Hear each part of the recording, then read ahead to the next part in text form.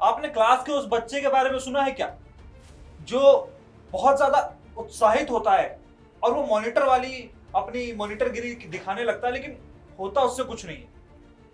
वैसा ही कुछ बच्चा, उसी तरीके के बच्चे का हाल कुछ कुछ पाकिस्तान जैसा है। क्या मैं गलत कह रहा हूं सुमन? नहीं, बिल्कुल बिल्कुल। पाकिस्तान ने हाल ही में कह दिया कि हमने इस्लामाबाद वार्ता करा दी, हमने शांति वार्ता करा दी, ये कर दिया वो कर दिया, लेकिन रिकॉर्ड 21 घंटे की बातचीत के बाद भी नतीजा कुछ नहीं निकला। सुमन, 21 घंटे की बातचीत, यूएस, ईरान के प्रमुख अधिकारी आके बैठे, जी, प्रतिनिधि आके बैठे, लेकिन उसके बावजूद भी, टेबल पे बैठने के बावजूद, स्ट्रेट ऑफ हॉर्म्यूज जैसे बड़े मुद्दे पर सारी बातें बेनतीजा रही। अब इसको क्या समझा जाए कि अपनी पीठ थपथपा रहे हैं, अपनी डींगे हाँक रहे हैं कि भैया देखो हमने तो कर दिया है, हमने शांति वार्ता करा दी, चाहे नतीजा कुछ भी ना निकले, हम पढ़ के तो पूरा गए थे एग्जाम में, लेकिन रिजल्ट पता नहीं अपने आप खराब कैसे हो गया। अब देखिए, इसमें एक बात स्पष्ट तौर पे है कि कहते हैं ना कि कुछ की नियति होता है कि करने कुछ अच्छा जाते हैं, हो जाता है खराब। गांव घर में भी है ना, उदाहरण तो देते ही हैं। तो वही बात है कि पाकिस्तान बेचारा कोशिश किया कि हम जाएंगे अच्छा करने के लिए, जिससे पूरे वैश्विक स्तर पर एक हेजोमोनी बने कि भाई पाकिस्तान भी अब कतर की रास्ते पे चल चुका है। जिस तरह से कतर जो है ना, बार बार देखे हैं, सुने भी होंगे कि कतर बार बार सभी देशों की मध्यस्थता, चाहे आप देखिए रसिया और यूक्रेन का हो या उससे पहले जितने भी युद्ध हुए हैं, उस सब मैटर पर कतर जा रहा था।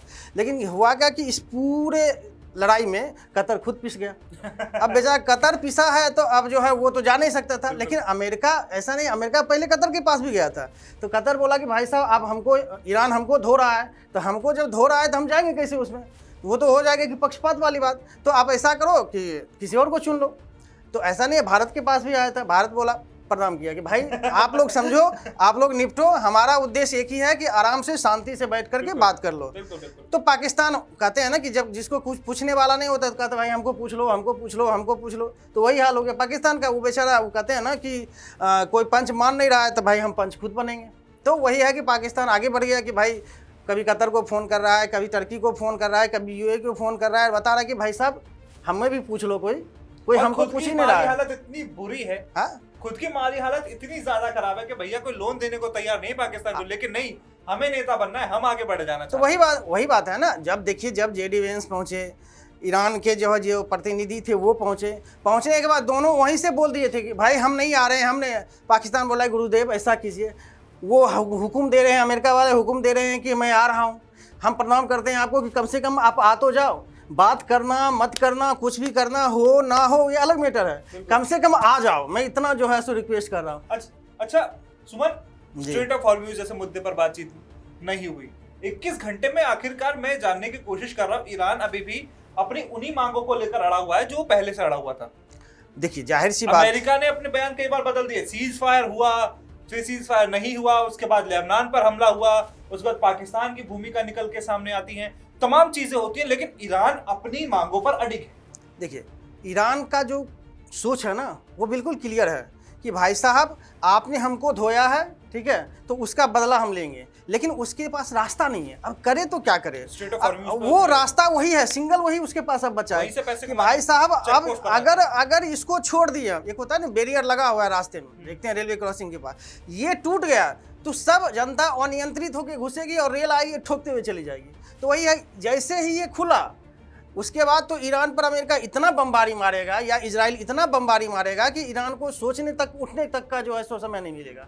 इसीलिए वो नस होता है ना गले का, वो पकड़ के बैठा हुआ है कि भाई साहब हम इसको छोड़ेंगे। अच्छा, वो जो नस उसने पकड़ी हुई है, ये सब लोग समझ रहे हैं कि जहां से वो कह रहा है कि मैं वहां पर टैक्स लगाऊंगा, वहां से टोल लूंगा, वहां से उसको अपना इंफ्रास्ट्रक्चर मजबूत करने का पैसा मिलेगा, युद्ध लड़ने का पैसा मिलेगा अगर उस पर दोबारा हमला होता है तो देखिए, उसका रीजन क्या है कि जब अमेरिका, ईरान जो है, जब पूरा यूरेनियम का बनाने के बारे में, परमाणु बम बनाने के बारे में जब सोचना प्रारंभ किया, जब 20 साल पहले चले जाइए, 20 साल की कहानी 25 साल की है, वहां से अगर जब आइएगा तो जैसे ही ये सोचा और यूरेनियम को इकट्ठा करना स्टार्ट किया, अमेरिका के नज़र में और इजराइल की नज़र में क्लिक कर गया कि भाई साहब ये आने वाले समय में हमारे लिए थ्रेट होगा और इसको अभी रोकना जरूरी है, क्योंकि पाकिस्तान के पास तो खाने के लाले हैं, तो वो तो कहीं जा नहीं सकता है, उसके पास परमाणु बम रहे नहीं रहे कुछ भी रहे उससे कोई फर्क नहीं पड़ता। वहाँ के रक्षा मंत्री हमें धमकी हाँ। देते हैं कि हम परमाणु हमला कर देंगे, और हमारे रक्षा मंत्री का बयान सुन लीजिए कि अगर ऐसा कुछ हुआ तो हम भी वही बात है, चुप बैठ, वो किधर भभकी है, वो पता है कि जब तक अमेरिका वो होता है ना वो रिमोट, जब तक वो बटन नहीं क्लिक करेगा ना पाकिस्तान एक्टिव नहीं होता है। एक्टिव नहीं होता। हमने देखा वो ट्वीट, वो तस्वीर याद है, वही बात है ना, वो ट्वीट देखा आपने, याद है ड्राफ्ट के साथ वो ड्राफ्ट, तो बिल्कुल आप देखेंगे कि वो जैसे एज ए कॉपी पेस्ट आया और मेल मार दिया फटाक से। अरे भाई साहब पहले पढ़ तो लो, कम से कम एडिट कर देते, एडिट करके भी शहबाज शरीफ बेइज्जती से बच जाते। तो वही बात है। और उसके बाद देखिए जब वार्ता होने के लिए बैठा गया, जेडी वेंस अलग कमरे में बैठे, ठीक है, ईरान के प्रतिनिधि जो थे वो अलग कमरे में बैठे, शहबाज शरीफ कभी उसके रूम में जा रहे थे, कभी उसके रूम में जा रहे थे कि भाई साहब चलो कम से कम आए और बात कर लो, प्लीज़ हमारी जगह हसाई मत करो, चलो बात कर लो, और दोनों मुंह फुलाए बैठे हुए थे। ये बाकायदा हुआ है उसमें, और उसी का तो नतीजा है कि वो बेनतीजा निकल गया। वो पहले करा कि भाई इसे मानेगा तभी तो मैं जाऊंगा बैठक में, नहीं तो नहीं जाऊंगा। आपके गुहार लगाने, कहते हैं ना गुहार लगाना, मतलब कि बार बार चीज़ों को बुलाना किसी तरह। तो जब आपने ये किया, मैं आ गया हूँ, ठीक है, पूरे वैश्विक स्तर पर बेइज्जती आपकी ना हो, तो मैं आ गया आपकी इज्जत के लिए। लेकिन जब तक ये मसला नहीं होगा तब तक मैं, अमेरिका भी अपनी मांगों पर अड़ा हुआ, वो भी मांगों पर अड़ गया। वो चाहता है कि ईरान मेरी शर्तों पर माने जी, और ईरान बिल्कुल उन शर्तों को मानने को तैयार नहीं। वो कह रहा है नहीं, पहले मुझे ये चीज फाइनेंशियल सिक्योरिटी चाहिए, उसके बाद मैं आपकी बातें मानूंगा। बिल्कुल बिल्कुल। हालांकि अब सुमन इसके बाद जो चीजें निकल के सामने आती हैं, हमने देखी, जो आप हमें सारी बातें बता रहे हैं, आगे क्या सवाल तो सबसे बड़ा यही है ना कि आगे क्या शांति का रास्ता नजर आता है यहाँ से, या हालात और बुरे होते नजर आते हैं? अगर हालात बुरे होते हैं तो भारत की क्या भूमिका रहेगी, ये बड़ा सवाल है, चाहे वो राष्ट्रीय स्तर पर हो, चाहे वो सरकार का या फिर अंतरराष्ट्रीय स्तर पर हो। क्योंकि देखिए ये बात है कि पाकिस्तान ने जो कुछ कर लिया, भारत में विपक्ष इस बात को कहता है कि देखिए भारत सरकार को आगे बढ़ के मध्यस्थता करानी चाहिए थी। कहीं ऐसा तो नहीं है जो हाल पाकिस्तान का अब है, जिस बारे में बात करें वैसी स्थिति भारत की हो जाती कि दोनों देशों के राष्ट्राध्यक्ष आए लेकिन बातचीत करके नहीं गए। देखिए ये चीज़ सोचने वाली बात है। एक सबसे इम्पोर्टेंट बात आपने पूछा कि जो हालात अभी पाकिस्तान के हुए, क्योंकि पता है ना कि जब तक दोनों धड़े के विचार नहीं मिलेंगे, किसी भी चीज़ कोई भी फैसला हो, जब तक दोनों का विचार नहीं मिलता है ना कि हमें शांति चाहिए, तब तक नहीं हो सकता है।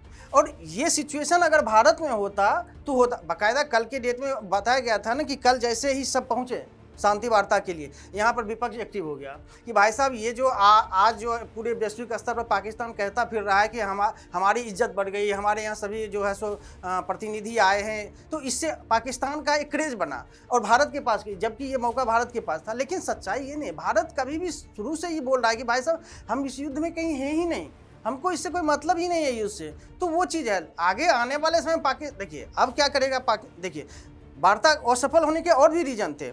इधर वार्ता में दोनों देश बैठे, उधर अमेरिका से जो है ना ब्रिगेड भेज दिया गया था ईरान की तरफ, पश्चिम एशिया की तरफ। अब ईरान के जो प्रतिनिधि यहाँ बैठे वो तो सर्विलेंस पे हैं भाई, वो तो कांटेक्ट में है अपने देश से, जो वहाँ पर एक्टिव मोड में है। उनका कहना है कि भाई साहब उसको आप या तो आधे घंटे का समय देता हूँ, उसको हटाओ वापस करो, और नहीं तो मेरा मिसाइल एक्टिव हो जाएगा।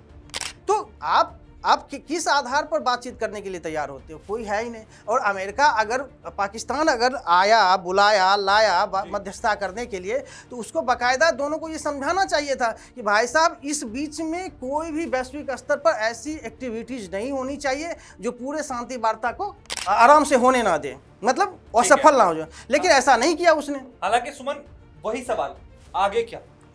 कुछ नहीं, शांति वार्ता हो गई, इस्लामाबाद वार्ता हो गई, बहुत सारी टेबल पे लोग बैठे नहीं बैठे, बातें हुई नहीं हुई, 21 घंटे की बातचीत चली, उसके बाद नतीजा, सारी बातें बेनतीजा हो गई। सवाल अब ये है कि आगे क्या हालात और बुरे होने वाले हैं या हालात शायद शांति की तरफ जाएं? एक चीज हो सकता है जो इजराइल पहले बोल चुका है कि अमेरिका को अगर जाना है सीज फायर करने के लिए और शांति वार्ता के लिए, अमेरिका चला जाए। मेरा और मैं, ईरान का अगर दुश्मन है और ईरान मेरा दुश्मन है, तो मैं इस युद्ध में शामिल हूं और लगातार इस पर अटैक करता रहूंगा। इजराइल पहले दिन से उसका थॉट क्लियर है कि मुझे क्या करना है, और इसीलिए आने वाले समय में फिर से अगर पूरे वैश्विक स्तर के देश अगर इसको शामिल हो करके इस पर समझौता नहीं करते हैं तो यही होगा कि दोनों देश को फिर से आएंगे और फिर से ईरान के ऊपर बमबारी होगी और फिर से ये स्थिति आज जो आज देखने को मिल रहा है इससे कहीं ना कहीं और ज़्यादा बदतर स्थिति में जाएगा। तो स्थिति शायद और बदतर भी हो सकती है, लेकिन वाकई में जिस तरीके से युद्ध चल रहा है और जिस तरीके से हालात पूरी दुनिया में बने हुए हैं, कहीं ना कहीं बेहद चिंताजनक हैं। इंसानियत के लिए हालात बिल्कुल अच्छे नहीं है। इंसानियत मर रही है और एसी कमरे में बैठे हुए लोग कहीं ना कहीं सबको नियंत्रित कर रहे हैं। आपका इस बारे में क्या कहना है कमेंट सेक्शन में हमें जरूर बताएं। चैनल पर नए हैं तो राष्ट्रवाणी को सब्सक्राइब करें।